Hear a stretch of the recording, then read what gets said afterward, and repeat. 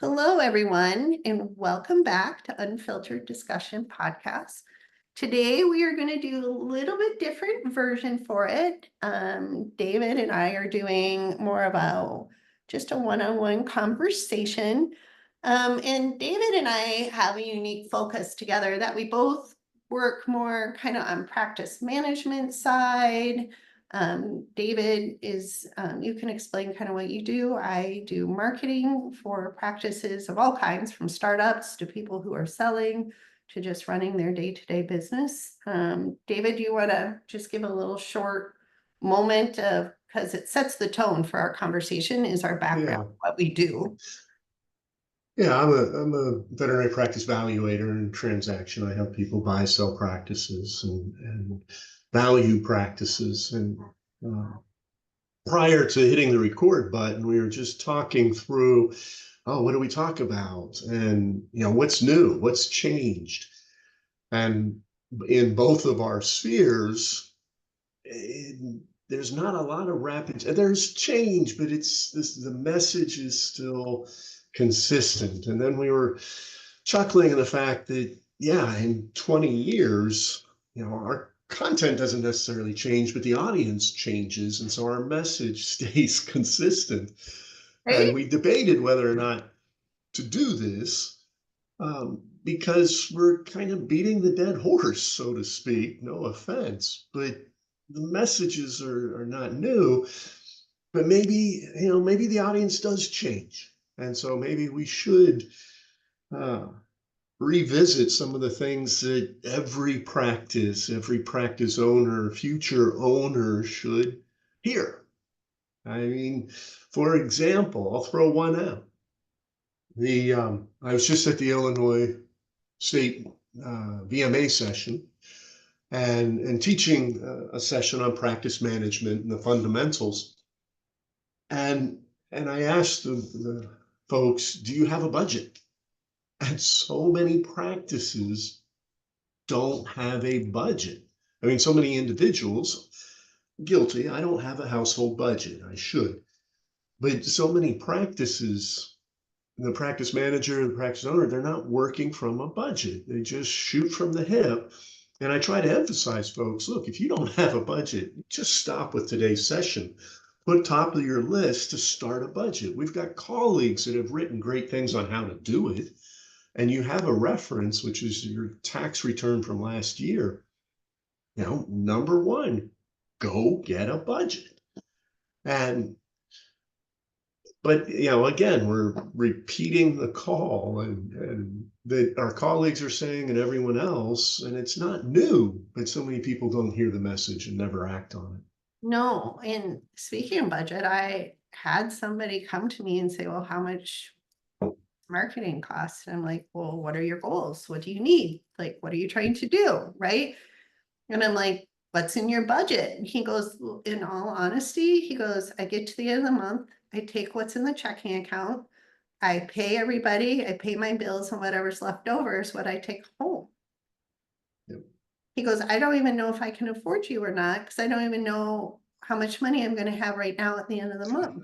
And I was just like, I didn't know what to do with that. I'm like, Yeah. Okay, so you don't even know if you can pay everybody and go home and buy your own groceries? Like, that's kind of like a wing and a prayer, a little bit too more adventurous Yeah, than and running a that's business, right? scary when you're responsible for all of your employees and their families and you're just winging it. I that's scary for me. That's And nights right there, right? Like, yeah. how do you function? I don't know. Well, and even in your world, in the marketing world, when folks call me, I'm reverse phone searching. I find their names. I'm Googling their names. I'm Googling their practice's name in quotes, and had two between yesterday and today. No website. One didn't even have a Facebook page. I mean, that's kind of fundamental relationship with your existing clients and opportunity to educate people. They don't even have a website in this day, and I've seen that increasing. And I think that's another fundamental component. You have a budget, you have a website, You're a real business and running your business as a business and not a job. In so And these are many, not small practices. These are good practices. right, they could afford a That website. I mean, anybody can shocking. afford a website these days. You can go Oh, to yeah. GoDaddy. I mean, it's not much, but at least your name and address is up there, right? And a domain. Mhm. But I mean, websites have been around for almost 30 years publicly. So Yeah. they're not even a new thing. I was around when they were a new thing. That's when I started my career is in 1995. So I've kind of seen it all. But yeah, websites, and in so many places so many other business ask, what's your website? Can you give us your website? We need your website. Like just as a reference to prove you are a real business, right? But we see that, or we see websites that are 20 years old and they come and ask us and say, we're not doing well in the search engines. And like, oh, so I'm typing up their website, like I'm reverse Yeah. searching and stuff too.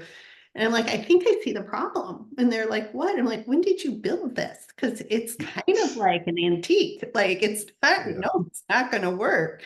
No, we can't fix this until we can get you in the search engines, but not with this vehicle. It's just, it's not possible.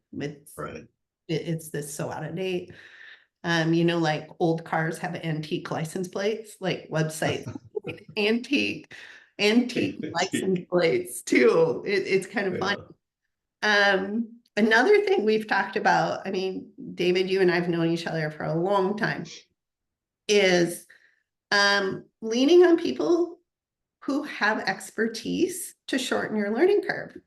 I think a Yeah. lot of times in the veterinary space, the I can do it all mentality creeps up. And you may be smart enough to do it all, but you don't have the time to do it all, or you don't have the time to do it all well. And then the learning curve comes up and smacks you in the head and you've Yeah. missed opportunities, right?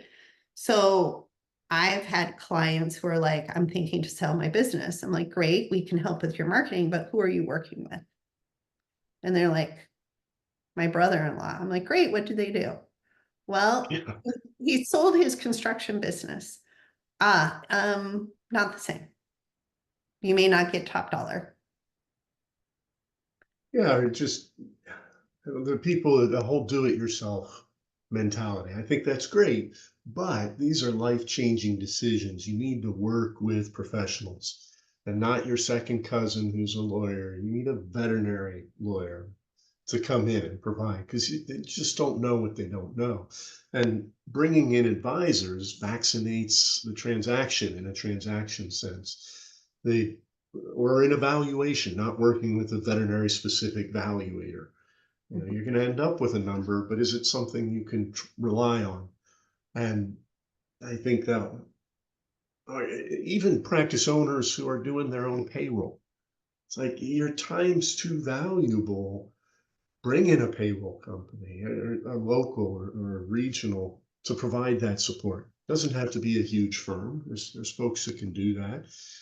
We have, and through Vet Partners, we have so many veterinary specific architects, financial planners, HR consultants, inventory specialists, industry specialists, lenders, just a wealth of resources. I think for practice owners and future owners, you don't have to be stuck on the island. You can be getting good advice, and it's not. A lot of times people, oh, I can't do that. Don't want it. It's too expensive. No, it doesn't have to be. Veterinary specific marketing and website design, like the work that you do. They, it just helps you as an owner, as a manager, tapping into those resources. There's still people out there who've never heard of vhma.org, right? Right? And Right? and all the resources that that group has for owners and future owners and practice managers, that you don't have to reinvent the wheel. No. There's help out there, and that's where I feel like sometimes we're beating the horse trying to encourage people on this. Um, and when you don't have the advisors, then things get frustrated because all of that's on your shoulders and you're having to do it all. And it doesn't have to be that way. No, because shouldn't I always ask myself this every day, how do I want to live today? And it's not like I want to get this list of to-do items done. I mean, that's always part of it, but more like, what's the emotional space of how I want to live today? And if you run your own business, or even if you work in a business, you get to make that choice of how you approach the day. And if you're being weighed down by all these jobs you need to do, and some of it you're half-assing because you don't know, which isn't very comfortable at all, right? A wing and a prayer sometimes works, and other times you're falling off a cliff. Do you want to live that way today? Is that comfortable for you? Is that exhilarating? Maybe. So maybe that's how you want to live. Cool, go for it, right? But if you're terrorized and feeling weighted down by it, maybe you can make some changes and work with people, or at least make a phone call. I know the amazing thing about the veterinary space is everybody tends to be nice. Like, make a phone call, right? Like, and there's somebody on the other end who will not charge you. Like you said, Vet Partners is a great resource. I know a lot of those people. They're nice people. They're there because they want to help, right? So they'll talk to you and say, tell me what your problem is, and I will see if I can help. And if not, I know they'll recommend somebody who can, right? I'll know somebody who does, who can help and Who get you where can. you want to go. Yeah. Yeah. Yeah. And so using those resources to navigate the system, the veterinary space cares. Other space, not so much, right? It's a lot more predatory and what's in it for me as a vendor. And I don't see you as somebody as I can help, but somebody I can take advantage of. I don't see that in the veterinary space. No, it is a unique aspect. I think over the last 20, 25 years, I've maybe met 12 truly greedy veterinarians. And that's out of thousands.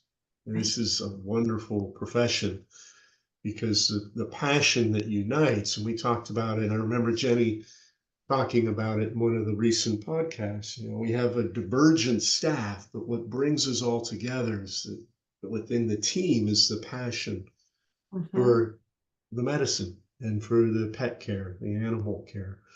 And and I think that runs through the profession on all levels, including the consulting side. I agree. And you know, it's what drives me is helping people reach their goals Yes. and helping them succeed Yes. in planning and in making their practice financially healthy. The rest of the folks that do this podcast, you know, with Phil and Cody and Peter, Jenny, all of us, the passion is there to reach out and help people learn and grow. You know, Mhm. and that message never gets old, right? Never Just get do it old. better. Just do it better. Yes, exactly, which is the mantra you have. But yeah, so why do we keep going around the wheel? You know, one is new audience. People have grown up and retired. Other people have grown up and entered into the field. So there's just a life cycle of age, right? So some people, this is all brand new. And some people, they're like, yada, yada, whatever. We've done this, maybe. But I know, like, David, you speak a lot, and I've spoken a lot over the years, and we've stood up on that stage, and I've presented full days on marketing, full days, all day long. Yeah. And I look at everybody out in the audience and I think, well, how many people really want to change? And how many people are sitting here to fill a CE class? Because that's one of their requirements. And I get that. They have to choose and go to so many to get their CE requirements. Fair enough. But if you feel like you're still hearing this message and haven't done a budget, or if you haven't built a website, or you haven't embraced social media, and trust me, I have had people stomp their feet, throw their hands, and say they effing hate social media. I hear you. Then you're not the person to do it, right? That's a good point. Delegate, let somebody else. Delegate. Yeah. You Yeah. can supervise, trust but verify. But yeah, I'm Yeah. not good at it at all. And nor do you need to be, Social media. Yeah. right? And I think that's a myth too, that we have to be good at everything.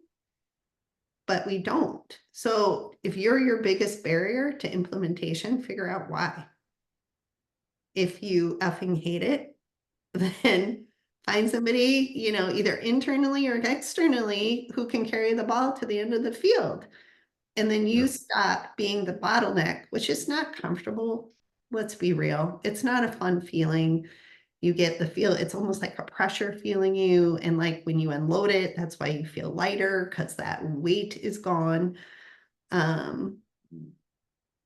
We love to help, but how many times do you have to hear a story before you're willing to change? Yeah.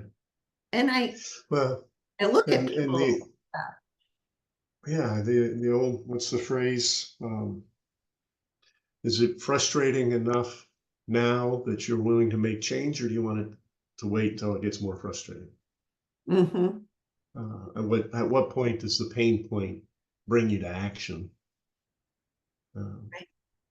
And yeah, how much do and sometimes you have to see something or hear something 20, 30 times before. Education psychology has what's called the zone of proximal development, and it has to the learning, and that you kind of only really internalize and build on that which you're ready to learn and act on. So you might hear something, and in the moment it sounds like a great idea, but you're not ready to actually learn it, for that to settle in, for it to become a part of you, or for you to take action on it and build on that the next level. So yeah, sometimes, and you're going from fire to fire in the practice, and busy, there's not enough time to stop and step back and work on the business instead of in it, right. with the whole E-Myth, and Peter wrote that book on that. You did, yeah. And we only have so many hours in the day, and what we do with that is an element maybe we can control, or we can try. Um, but yeah, everything changes, and the more things change, the more it stays the same, right? I remember when iPhones came out around 2006. And before that, flip phones were really sexy, right? That was like you wanted a razor flip phone. Yeah, oh yeah. And people were StarTAC. asking for it and showing off their flip phone. And wow, a phone bends in half. This is so cool. We don't I care. remember Dad had one of those bag phones Oh, yeah. in the car. Yeah. Which was That was really one of the cool. first mobile phones. Had And a they were, big bag, yeah, plug it into the cigarette lighter. they were huge, right? So Yeah. then iPhones come out 2007, and it was a major disruptor technology, right? I remember standing at a trade show somewhere someday talking to somebody who eventually became a client, and holding in his hand was the iPhone. And he was talking to me and saying, Kelly, how much money should I be spending on Yellow Pages? And I started Yellow to Pages. laugh. And I said, well, how much are you spending on Yellow Pages? And I don't remember the number. I just remember it was enough that my eyebrows went up to my hairline. And I'm like, okay, so you're asking me about Yellow Pages, but you have an iPhone in your hand. What do you use the iPhone for? He goes, oh, it's wonderful. I can find this, I can do that, I can look up phone numbers. It's the most like amazing. And he just like was explaining all the great things about iPhones. And I'm like, so do you use your iPhone to find things, or do you go to Yellow Pages to find things? And he goes, oh. He goes, I use the iPhone. I said, what do you think your pet owners are doing? Yeah. He goes, I don't know. I'm afraid to step off Yellow Pages because it's something I've always known and always done. And I said, well, if you're a little nervous to scale down your footprint and go to a smaller footprint in Yellow Pages, right? You don't have to just cut it off at the knees. But start asking your clients, start looking at yourself, start looking at your staff. What technology are they using? How are they finding things? How are they finding you? Yeah. But just that one moment where he realized the adaptation of technology and letting go of the old and moving into the new was stunning on his face. I mean, I still remember Yeah. this. It was 2007, right? That was a few years ago. But I think we all have those moments in our day, like if we can stop and think, like David, you were saying, can we just stop and think for a minute? We'll realize we're doing some things just because we haven't had a moment to say, no, stop doing it. And we haven't Yeah. had a moment to stop and say, yes, I will. And maybe finding the person, if it's not you, to do it. Yeah. Good point. Right. And we are one garage away, since my field is technology. We are one guy, one gal away in a garage somewhere in the world coming up with the next disruptor technology. Oh, yeah. Yeah. The pace is out there. The pace is out there. How are we going to do it? So I guess to end this podcast, I would say instead of David and I in another 20 years having this conversation again, saying, hey, David, are we saying the dead horse thing all over again for another 20? Right? We personally, at least I'll speak for myself, would love it if there's a new conversation that we could be having with you all instead of the same ones, over and over in our respective fields of, can you just please have a budget? Can you just please have a website? Like, how are you engaging with your current and future people? You, in my world, you may not need new clients, but marketing isn't just about new clients. It's about engaging with your current client base and making them feel loved and cared for and special. Building the relationship. Yeah. That's it.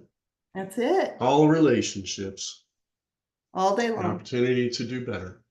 Right? Every day. How do I want to live today? Yep. So, do you have any closing remarks, David, before we say adieu? I think anyone listening, try to build 15 minutes into your day to just be with yourself. Turn off the electronica and be with yourself. 15 minutes, 10 minutes. Just give yourself that much quiet time every day. That's You don't have to meditate. Don't call it something that it's not. It's just quiet time. Do it. That's manageable. That is manageable. Oh, yeah. Yeah. I mean, for me, that's a dog walk, right? I'm taking the dogs out, phone stays in my pocket. Yeah. So this has been a kind of a rambling session, but I hope everyone found one thing maybe to ponder on I agree. that made it worth your time. Thank you for listening, and we will catch you next time on Unfiltered Vet Discussions.